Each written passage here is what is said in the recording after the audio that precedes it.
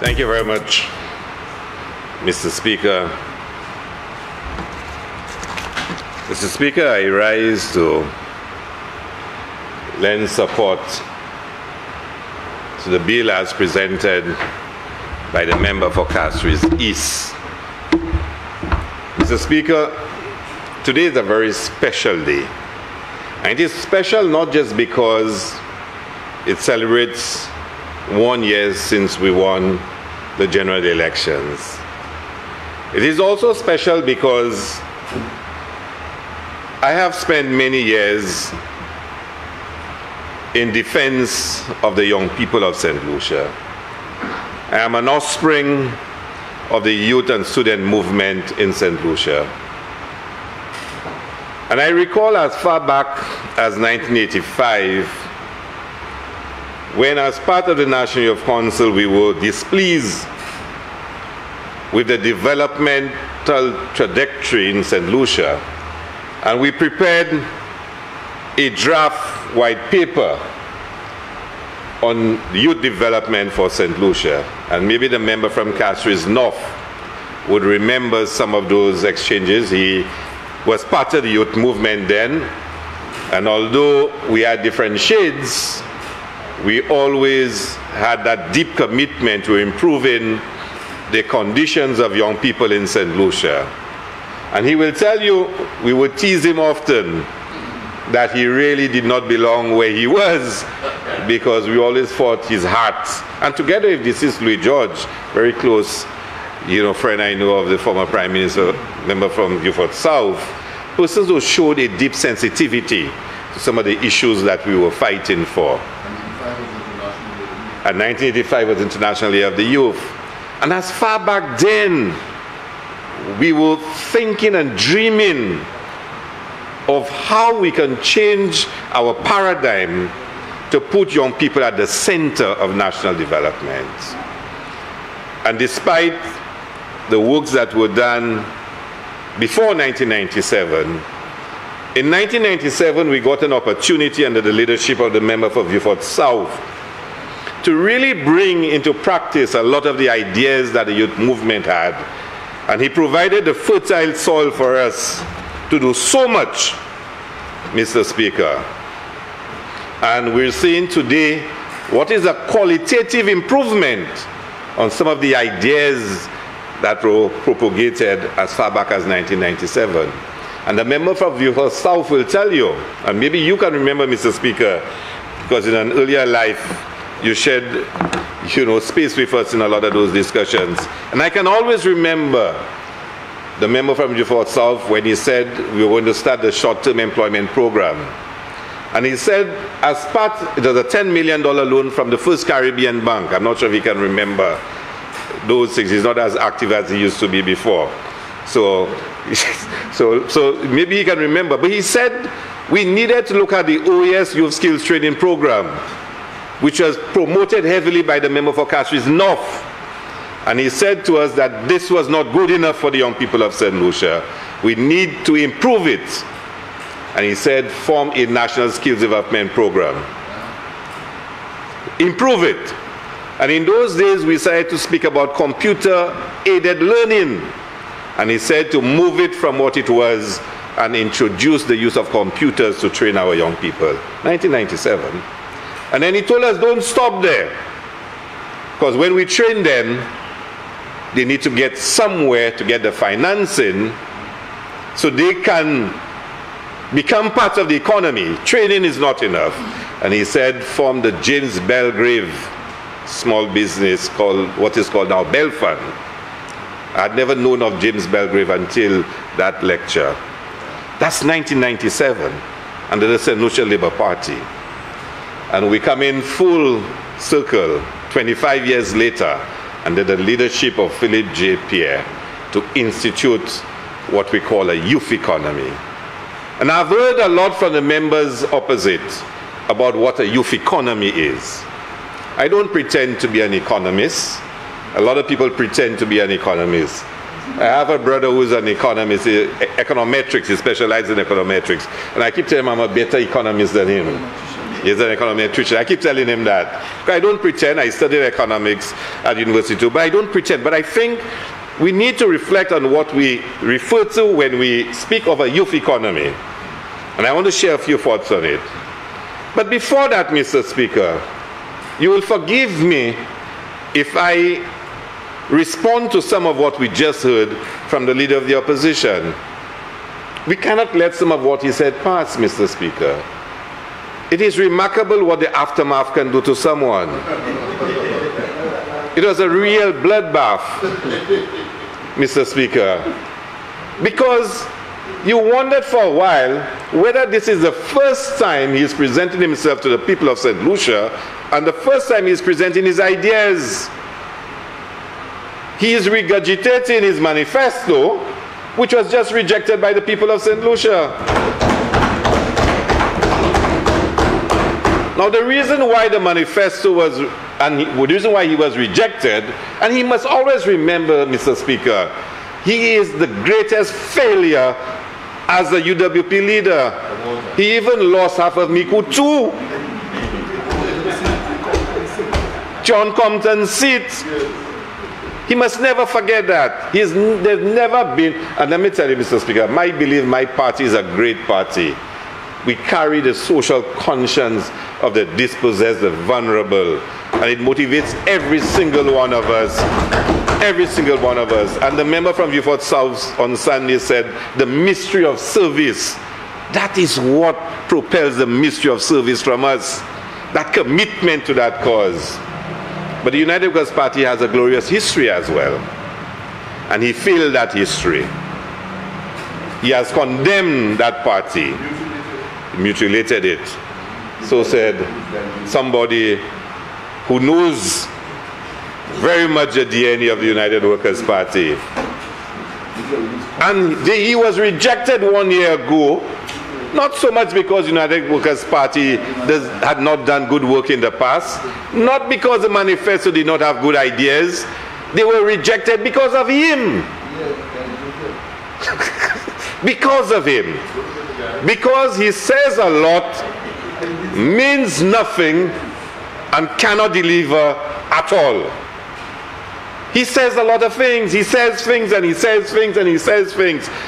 But the electorate have come to terms with him and they do not believe him. Do not believe him. So today, he is soft-spoken. Today. And he's trying to be statesman-like. Trying to be. And he drops his voice and I have to be straining to even hear what he is saying. Because he doesn't want people to see the aggressive side. But he is what he is. Because this is the same individual who's today speaking about young people and the vulnerable and all the things they can do. But he called them mendicants. He called them jackasses and barking dogs. Remember what he said about single mothers? Remember what he said about our patrimony? The same country today is talking about making great. What did he say about our patrimony? What did he say about colonialism? But today, in the aftermath, the bloodbath, he's trying to resuscitate himself. And he's coming soft-spoken, Mr. Speaker. And Mr. Speaker, and he's going on and on and on and on, ideas after ideas, and spewing it out. You'd never believe this is somebody who's been in politics before. And then he says to us, if this is your flagship, how did you take 1 year to present it? Mr. Speaker, you would never believe he had been Prime Minister for 5 years. What happened to all the ideas you presented? Couldn't you not have done it in 5 years? Could you not have done it in 5 years? But then you are chastising us for now presenting the youth economy after 1 year. And you remember during his term, when he realized he was just talking and traveling, he said, I need 2 terms. I need 2 terms. I can't do it in 1 term. Philip JP has never asked for 2 terms. Never. But after 1 year, Philip J. Pierre has presented a flagship initiative. He didn't say, give me another term for me to come with it. Tell me one flagship program that the member from Microsoft presented during his time. Not one, Mr. Speaker. Let me tell you how he cannot escape who he is. And the member from Strozel, the sooner you accept that reality, the better it will be for you. And I saw you clapping, and it's disappointing because he speaks about the glorious idea that he has for Sandy Beach and how it is going to be cut up and St. Lucians would own pieces of Sandy Beach. But we have copies of the DSH agreement, supplementary agreement, granting DSH rights to Sandy Beach. Did he forget that? Did he forget it? Or does he think we are so stupid we cannot even come to terms with the contradictions in what he's saying? Tell me, you signed a supplementary agreement giving the beach to DSH. Of course, there were people who decided they will not support it, because remember, they were going to join Maria Island to Sandy Beach and build skyscrapers. There were people that tried, seeing the public reaction, to divert it away from this and did their own little Invest St. Lucia business down there. Something that will probably come to be decided, you know, at a later date with the SH. Did he forget that? That he actually presented the drawings at Royalton with what he would have done to Sandy Beach? His concept of Sandy Beach linked to Maria Island had nothing to do about locals in St. Lucia. Did he forget that? You know, then he speaks about Carnival and how they decided to make Carnival the biggest local festival. Let me tell you, a lot has been said about Carnival and, you know, what was posted on Facebook and whatnot. I can remember 1997. Damian Graves, Minister of Culture, and I remember he sang a song about it, how he went to Prime Minister Anthony for advice because people were calling him Minister of Bacchanal, and the advice Dr. Anthony gave him. And even if I didn't agree with Dr. Anthony's comment on Facebook, but you have to say he is the first Prime Minister that put a significant investment into Carnival. You cannot run away from that. And Dr. Anthony reminded me, he is the one that first put a lot of money in community carnivals, and that's true. And then today he speaks about Carnival and how he probably did say that to his cabinet, that they want to make Carnival the biggest event. But then I was also reminded that the reason why they put so much money in Carnival was to make up for the fact that they had stopped jazz. That's the point? Yes, that's what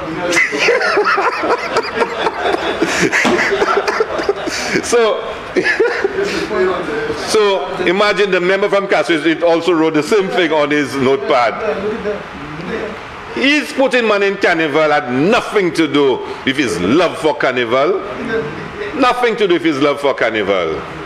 It was to mask the fact that they had stopped jazz and the public was incensed about it. Now, of course, jazz is foreign music, but the jazz festival had become an indigenous product. St. Lucians owned it, and they claimed it. Back in March next year. It will be back in March next year. So, when he speaks about Carnival and, you know, the effort they put into Carnival, whatnot, I ain't boasting about my involvement in Carnival. I know a few things about Carnival. I know a few things about Carnival. You understand? He speaks about sports clubs. My goodness. Look around this room, including the member from Strozel Saltibus. We know about youth groups. We know about sports clubs in St. Lucia. Does anyone ever heard about Alan Chasney in any earlier life part of the youth movement, the student movement, or sports clubs in St. Lucia? Seriously? Seriously? The member from Castries North and myself were part of a group in 1985, forming a youth group in St. Lucia. I was not yet 18, I was probably about a lot younger than 18. You know? Oh, he was part of the Peace Corps. So no, but, you know, We go back, way back, forming youth groups in St. Lucia. Way back. The member from Youth South, former Prime Minister, was a cadet leader. You know, you want to remember the cadet corps? You know, all along the table. As for the member from commander of the cadet corps. You know, the member from Babono will tell you about community organizations. You know, tell you about it. And he speaks about sports clubs and his love for those things and his vision for those things. But that is the same Prime Minister who defended the Lockerbie contract of $30-odd million to put artificial turf all over St. Lucia. And let me tell you, I'm not sure if it's true, but I heard the member from Strozel Saltibus said he's not allowing that to be put at Lafargue. And if he did, it's the best decision he has ever made since entering politics. No, I'm telling you. He won't say anything now. He won't say anything now. Because it's one of the worst decisions ever taken for sports development in St. Lucia. One of the worst decisions ever taken. And let me say something to the member from Miku South. You know, you're going to talk about, you heard the member from Cassius East speak about sports and young people in sports. You know, they have two sports in St. Lucia that we are globally competitive in. Two. Now, some people may disagree with me, but I've spent many years in sports management. Local, regional, international. I can tell you two. The average 15-year-old batsman in St. Lucia can be among the best in the world. The last two captains of the West Indies and the 19 team were St. Lucians. A 15-year-old sprinter in St. Lucia can be among the best in the world, as we've seen recently with Julian Alfred. The average 15-year-old swimmer in St. Lucia is not among the best in the world. The average 15-year-old basketballer is not among the best in the world. The average 15-year-old soccer player is not among the best in the world. I'm not saying there cannot be a St. Lucian who can be among the best. But I'm talking about our stock, our genes, our DNA, our culture. There are two sports we are world-class and competitive with, because right now, young Akeem Ogis, young batsman, among the best in the world. You understand? So if you're going to talk about you wanting to nurture and look at, he doesn't like cricket. Oh, because we play cricket. Yeah. So, Mr. Speaker, so when he starts to talk and he spews all those theories and all those figures, there's no substance behind it. And he's not been able to deliver when he was Prime Minister, which is why he was rejected. Well, one of the reasons. He was probably flying too much. Then, Mr. Speaker, he speaks about community tourism. And I really did not want to go there. I really did not. And I see the member from Ancillary Countries shaking his head. I really did not want to go there, because I made a promise to myself and I spoke to the Prime Minister, and I know he always tells us about setting the right tone in the country, the right tone in the country. And he speaks about community tourism and what it intended to be and whatnot. The same Prime Minister allowed the use of millions of dollars under the village tourism for purposes other than village tourism. In Ancillary Canaries, almost $1 million was approved to put lights on the Jackman playing field and the community, a village tourism project. Monies went, let me tell you. But he comes and he masquerades about community tourism and village tourism and what it is supposed to be. 5 years, this idea for community tourism did not start with the last United Workers' Party government. Under Dr. Anthony, with Lon Theophilus as minister, those elements were already being discussed. And even before that, but you were heritage tourism. So this is an improvement on it. But you're going to speak after 5 years, you could not even get it going. But you want to talk about it as if it's your glorious idea? Let me tell you, Mr. Speaker, the member from Miku South, need to understand that the people made a decision in 2016. Some of us may not have liked it, but they made a decision. And they've corrected their course. They've corrected their course. And this snake oil salesman performances must end at some point in time.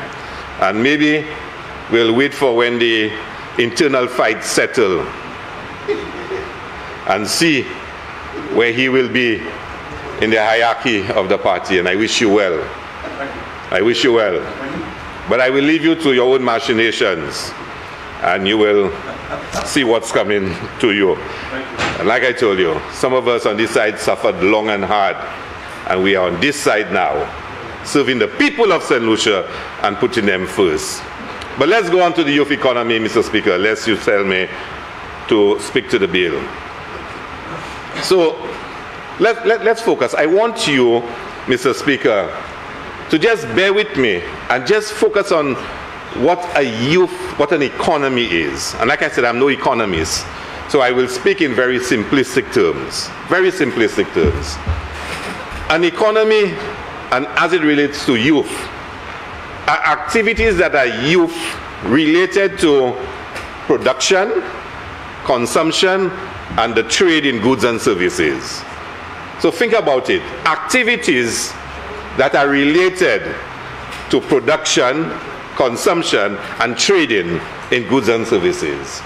So if you think of a youth economy, you're thinking about a series of activities in the country that involve production of goods and services, consumption of goods and services, and trade in goods and services. And they center around the characteristics of youth. So if you think about it, there are regional economies, community economies, international economy that the global economy we exist in. But there are some things that are unique to young people that can constitute an economic space, and that means a series of activities.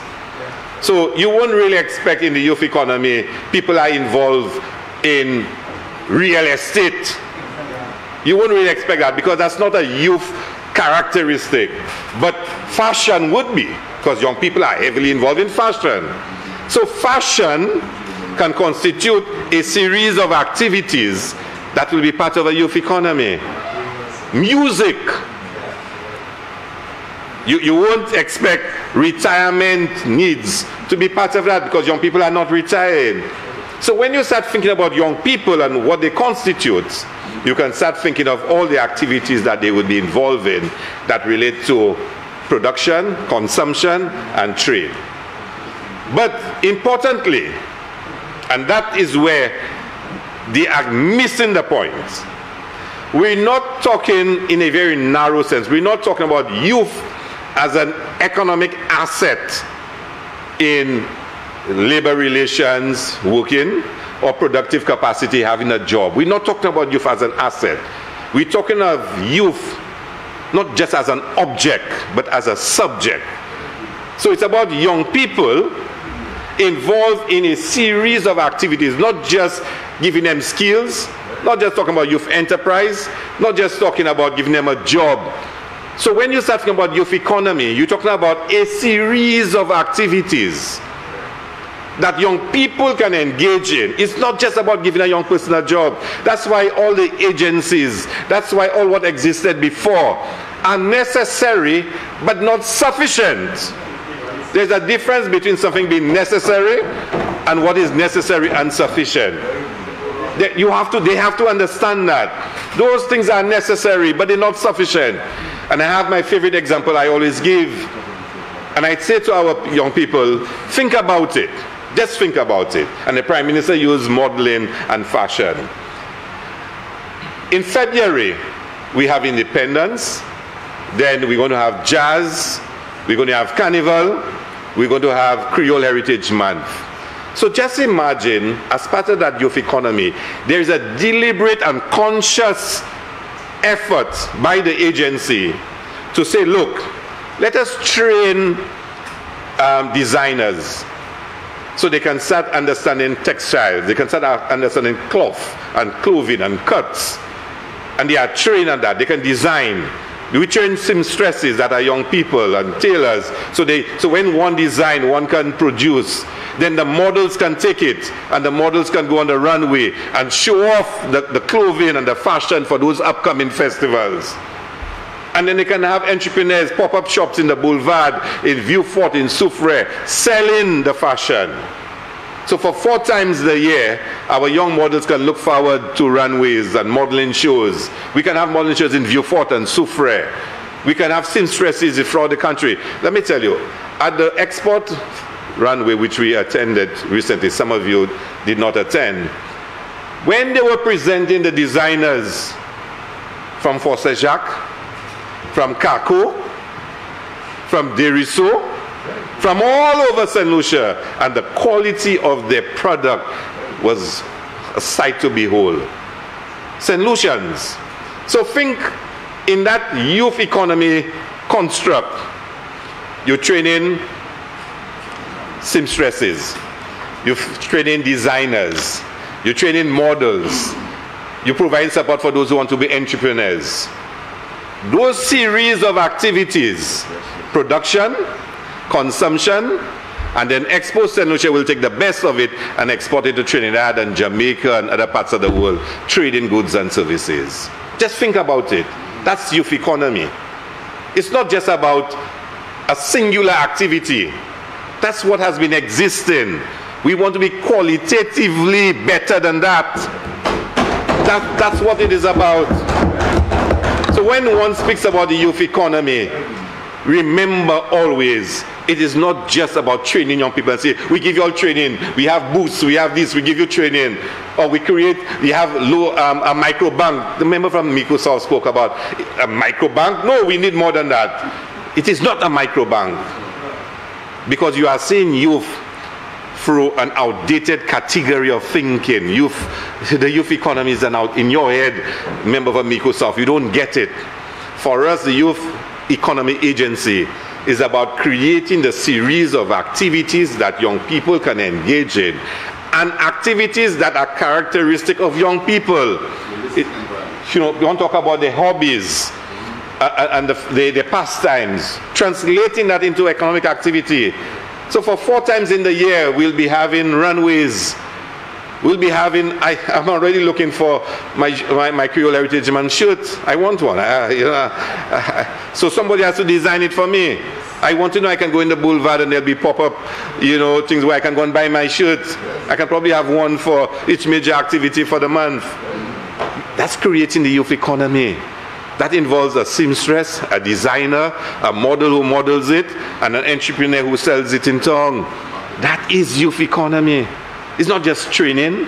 It's not the replication of another training agency. It's not that. It's not that. It is the series of activities that we will organize. We speak about, mentorship. We talk about training in financing, in marketing. It's the series of activities. It's about creating for young people an economic space that is distinctively suited to them and reflective of them and their aspirations and their dreams. That's what it is about. It's not about another agency. And anybody who thinks, oh, we have agencies giving loans, so why y'all want another agency? It's not an agency giving loans. It's an agency that is bringing everything together, all the necessary components, and making it a sufficient output. That's what it is about. And I want the member from Miko South to stop. I was about to use a word, but you might put me out if I use it. He needs to stop that nonsense, Mr. Speaker. Elevate the discourse. There are people in St. Lucia who can see through you. Gone are those days. So I am excited about this youth economy. I'm excited about it. I have been excited about it for years. I've been dreaming about it for years. This is a qualitative improvement on ideas that started long before. And the member from Castries North will tell you some of those things we've spoken about as youth leaders, but we now see in the crystallization of those dreams and aspirations, a government stepping in. We've not invested in our young people sufficiently in this country. We've not done it. We've not done it. People see, and the member from Miku South once said it in this very chamber. He looked at students from Safa and he said to them basically how much government is spending on Safa. Almost suggesting, you're spending so much money on y'all and whatnot. And I had to say to him, my thing, when we spend on youth, we are investing in a better future. When we spend on youth, we are investing in a better future. And that's how we must see our young people. And I said it this morning, we failed our young people in St. Lucia. When I was a youth, we were failing youth. My generation is failing youth. Because we are not making youth a priority in this country. This youth economy project is about starting to correct those failings of the past and the present. It's about making young people a priority in this country, putting them at the center of national development. That's what it is about. And I want to see it succeed. And I know the Prime Minister, I was a little unhappy, I must tell you.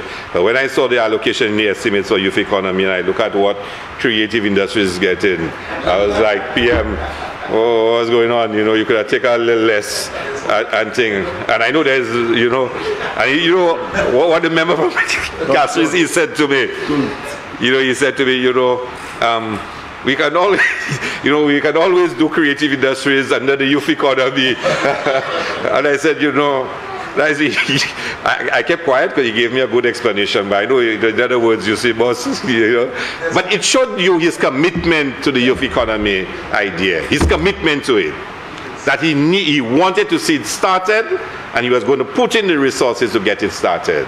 And I'm happy he did. This is an investment in our young people. This morning we passed a bill, firearms amendment, where we will be very severe in our treatment of persons with firearms. Today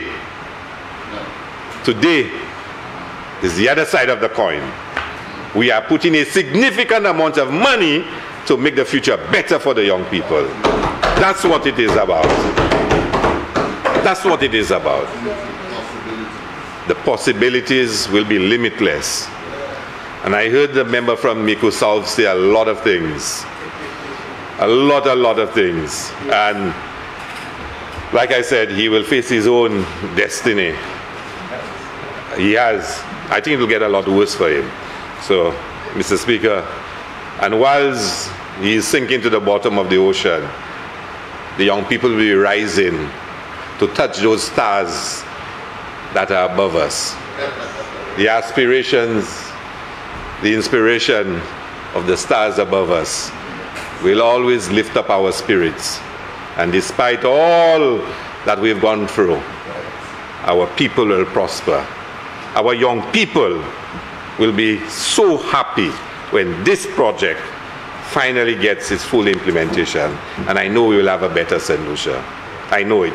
And when you complement it with creative industries, you complement it with so many other initiatives, Mr. Speaker, our dream is to make that St. Lucia a better place for all, where we can say to our young people, take on the world. And you can take on the world with confidence because you've been prepared in St. Lucia for taking on that world. I know I had my own dreams as a young man sitting on the bridge. No, I wanted to work in London and New York and Paris, things you were seeing on television. I had my dreams too, and a lot of young people, just like me where I came from, have those dreams and aspirations too, and the Labour Party will help deliver their dreams and aspirations to them. And in each of our constituencies, we have young people that dream of taking on the world. And between the youth economy, the creative industries, Export St. Lucia, we will transport our young people from the playing fields, the blocks, to the highest levels they can reach. Wherever in the world they will roam. But wherever they roam, St. Lucia will always be their island home.